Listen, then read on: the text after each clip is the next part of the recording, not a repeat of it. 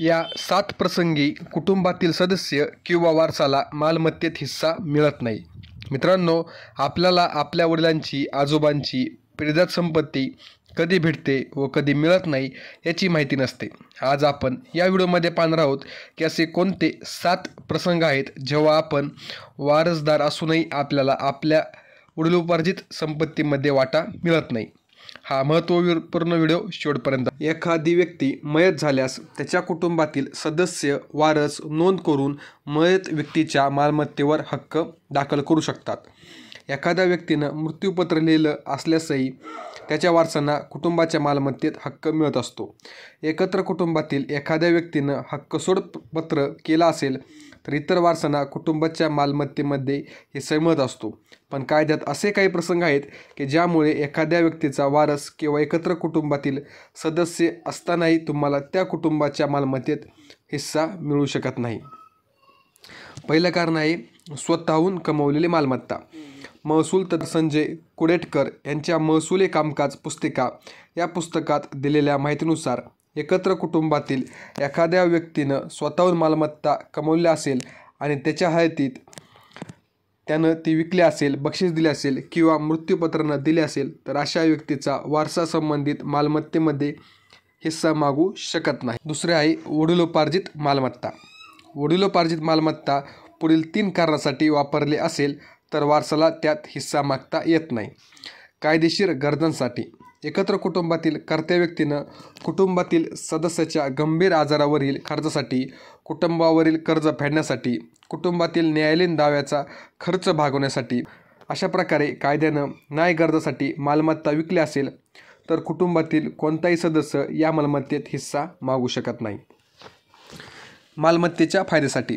एकत्र कुटुंब आहे आणि घरची पडझड झाल्यास त्याच्या दुरुस्तीसाठी, त्यापासून होणाऱ्या अपघातापासून कुटुंबाला वाचवण्यासाठी, नवीन घर बांधण्याच्या खर्चासाठी, तसंच नापीक जमीन विकून उपजाऊ शेत जमीन घेण्यासाठी, कुटुंबातील मिळकत कर्त्या व्यक्तीनं विकल्या असेल तर कुटुंबातील कोणत्याही सदस्य किंवा वारस अशा विकलेल्या मिळकतीमध्ये हिस्सा मागू शकत नाही.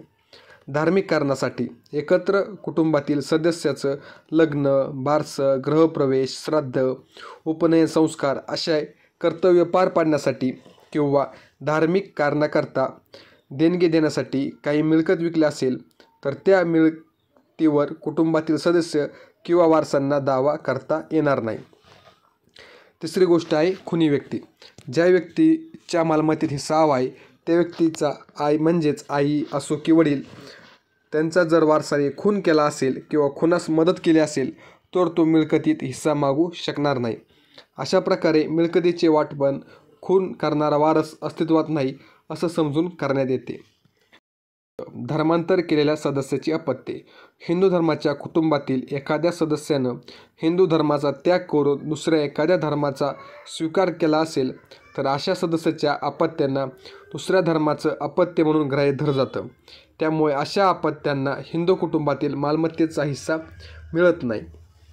5वं कारण हक्कसोडपत्र.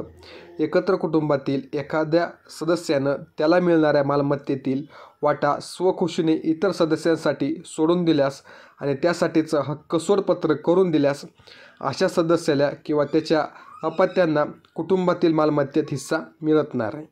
हक्कसोडपत्र हे एक कायदेशीर कागदपत्र आहे. घरातल्या संपत्तीचा दावा सोडताना हे हक्कसोडपत्र द्यावे लागते. घरातल्या संपत्तीवर मी स्वखुशीने दावा सोडत आहे असं म्हणत त्यावर स्वाक्षरी केली जाते. 6. ज्येष्ठ सदस्यांचा सांभाळ न करणारे.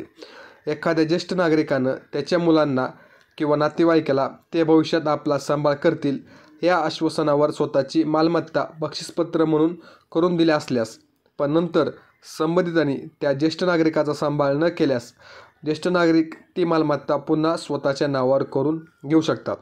संबंधित नातेवाईकाला ती मिळकतीच्या हक्कातून बेदखल करू शकतात. बक्षीसपत्र हे एक सरकारी कागदपत्र आहे. याद्वारे आपण स्वतः कमवलेली मालमत्ता ही एखाद्याच्या प्रेमासाठी त्याच्या नावावर हस्तांतरित केली जाते. 7वं कारण आहे मुदत बाह्य दावा. एखाद्या व्यक्तीचा एखाद्या मालमत्तेवर ताबा आहे पण मालकी नाही. अशा स्थिती असल्यास संबंधित व्यक्तीचे वारस मालकी हक्कासाठी साधारणपणे 12 वर्षाच्या आत दावा दाखल करू शकतात. हा दावा दाखल करताना विलंब का झाला याविषयीचे समाधानकारक उत्तर न मिळाल्यास न्यायालय हा दावा फेटाळू शकतो.